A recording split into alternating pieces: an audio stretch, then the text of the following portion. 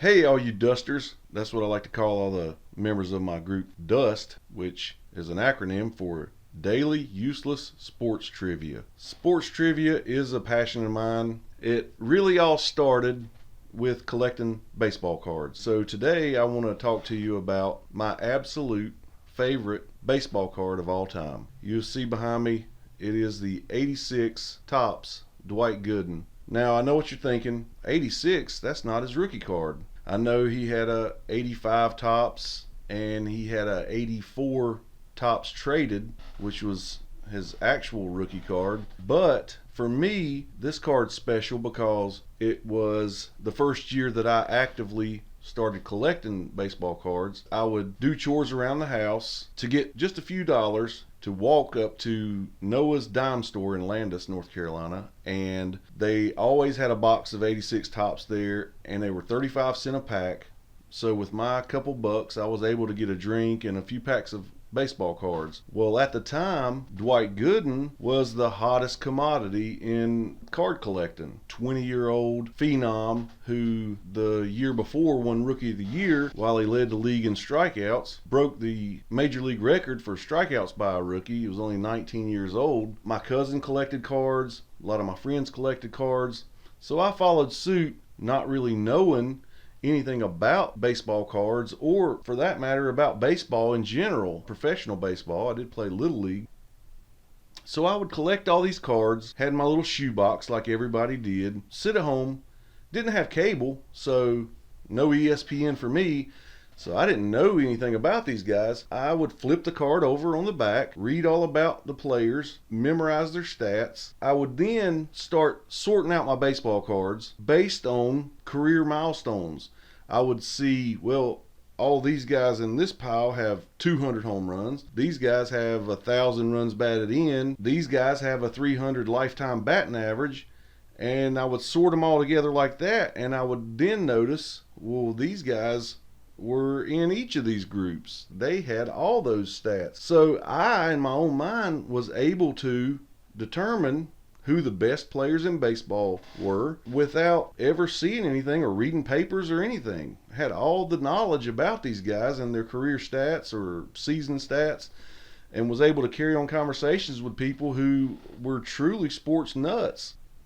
Like I said, at the time, Dwight Gooden seemed to be the one that everybody was chasing, the card that they were wanting to pull out of the pack. So every time you would open that pack, first I would pop the gum in my mouth, and then I would sit there and start sorting through the cards. And just like I guess with a scratch off ticket, you don't madly scratch off everything at one time with a huge coin. You slowly, just to tease yourself, let the anticipation build up. So I would slowly peel off one card at a time, knowing what this Dwight Gooden card looked like, hoping I could pull it out of there. So you'd see the little edge there, and you'd see the black border start appearing at the top, and then you'd see an M, and you knew it was the Mets. The moment you actually pull the card off the top and notice that you actually are holding that Dwight Gooden that you've been chasing through 30, 40, 50 packs of cards, it was an incredible feeling. Like I said, I was the kid who liked everything about the cards. There's certain pictures and action shots of guys that are burnt in my head forever. They're burnt in my memory. The back of the card, I loved reading the stats. I would sit for hours and hours and read all these stats. I told Chris earlier, I said, I'm going to turn around and I'm going to tell you the stat line for Gooden in 85 because I've read it a million times. He had 24 wins, 4 losses that year. I think that's a .857 winner percentage.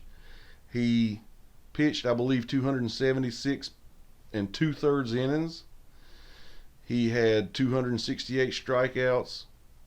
He had 8 shutouts that year, and he had a dazzling 1.53 earned run average, which is the lowest since Bob Gibson had the record 1.12 ERA in 1968. Still second to that. Nobody has ever had a lower ERA than that 1.53 that Gooden had in 1985. Now, his 8 shutouts were a lot, but looking through the cards, I noticed that he was not the league leader that year. John Tudor for the Cardinals had 10 shutouts that year. He had a phenomenal season. If it wasn't for Dwight Gooden, he would have been the National League Cy Young Award winner. He had an ERA, I think, of 1.93 himself. I think he was 21-6 that year. This particular season, to me, in my lifetime, is the best single season pitching performance of anybody. He was 20 years old. He was black. He became the youngest pitcher ever to win 20 games in a season. And when he did that, he joined the club called the Black Aces, which are African American 20 game winners. It's the most important card to me and my absolute favorite. From the picture on the front, the action photo, the ball in his hand, back behind his back, him staring right at you.